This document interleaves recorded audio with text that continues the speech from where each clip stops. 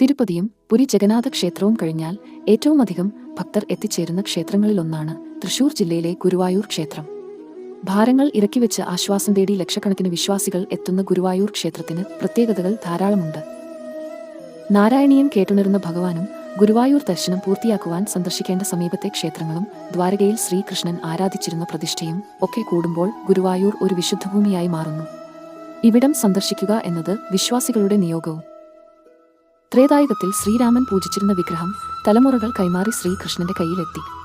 പിന്നീട് ദ്വാരക പ്രളയത്തിലാണ്ട് തന്റെ സ്വർഗാരോഹണ സമയത്ത് ദേവഗുരുവായ ബൃഹസ്പതിയോട് ഇത് ഉചിതമായ സ്ഥലത്ത് പ്രതിഷ്ഠിക്കാൻ ശ്രീകൃഷ്ണൻ ആവശ്യപ്പെട്ടുവത്രേ.